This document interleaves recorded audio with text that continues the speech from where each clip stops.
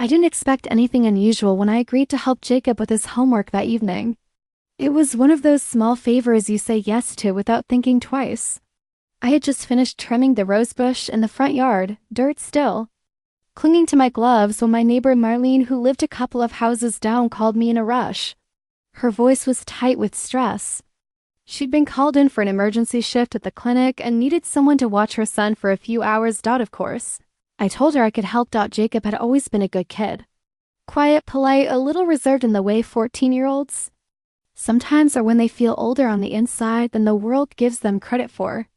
There was something about him that reminded me of my own son at that age, serious, observant, and thoughtful in ways that often went unnoticed. I brewed a small pot of chamomile malt tea, changed into a loose beige sweater and soft navy slacks, and set the dining table with his school books.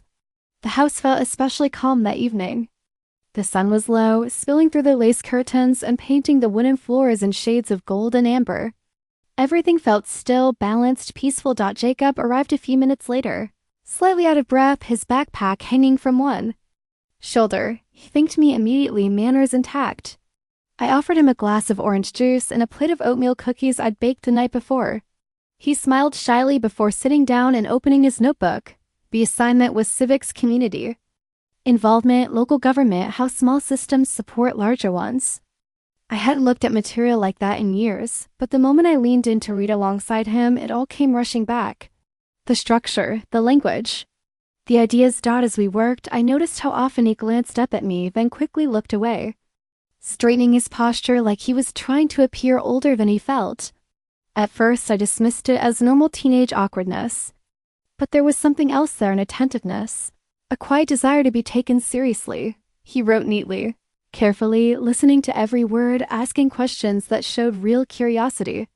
We talked about how communities function, how even the smallest gestures, listening, showing up, caring, can ripple outward in ways we don't always see.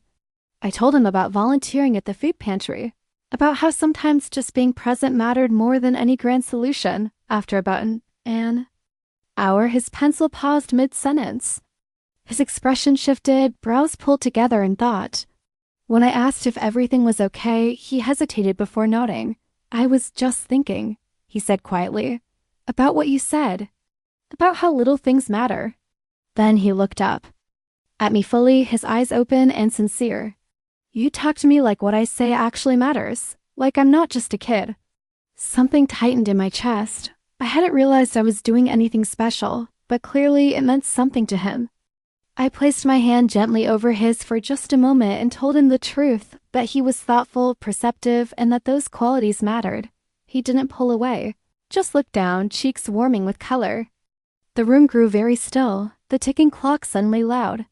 I withdrew my hand and reached for my tea, easing us back into the rhythm of work. When we finished, he packed up slowly, lingering near the door before asking a question that caught me off guard. Do you ever feel like you're the only one who really listens to people? I answered honestly. Sometimes, yes. And maybe that's why I try to be that person for others. Before I could say more, he stepped forward and wrapped his arms around me in a gentle, fleeting hug. It wasn't dramatic. It didn't need to be. Thank you, he whispered. And then he was gone, walking down the sidewalk beneath a deepening blue sky. That moment stayed with me longer than I expected. The next morning, I found myself thinking about him as I stirred my coffee, watching steam rise into the quiet kitchen. It wasn't romantic or inappropriate.